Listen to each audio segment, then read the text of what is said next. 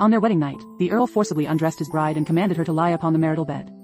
His haughty demeanor foreshadowed a lifetime of suffering for Emily, as this tale of a noble woman's plight, adapted from true events, would unfold. At just 17, Emily was married to a man twice her age, a union arranged not for love, but for lineage. The Earl demanded a son to secure his legacy, a burden that weighed heavily on the young bride's heart.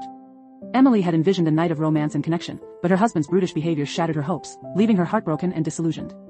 In her despair, she confided in her mother, who, rather than offering solace, urged her to fulfill her marital duties, believing a son would elevate her standing in the household. Fate, however, dealt Emily a cruel hand. After 8 months of pregnancy, she bore a daughter, a child who would not satisfy her husband's demands. The Earl, cold and unfeeling, never once visited his wife after the birth, deepening her sorrow and disillusionment. Over the next 6 years, Emily endured the relentless toll of childbirth, bearing 3 children in total. Tragedy struck as both sons perished in infancy, leaving only a daughter to survive.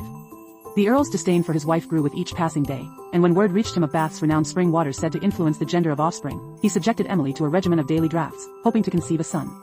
Yet the Earl's infidelity only compounded her misery, as he carried on liaisons with other women behind her back. In her loneliness, Emily encountered James, a member of Parliament, at a social gathering.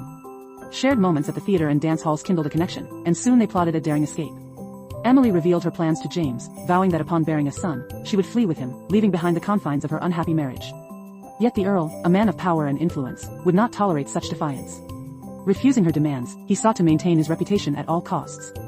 Fate, however, intervened once more. Emily conceived yet again, and this time, she bore a son. With an heir now secured, the Earl's demeanor toward her shifted dramatically. He fulfilled the terms of their agreement, bestowing upon her a substantial estate, and even the rarest of apologies. Yet for Emily, the victory was bittersweet, as the chains of her marriage remained unbroken.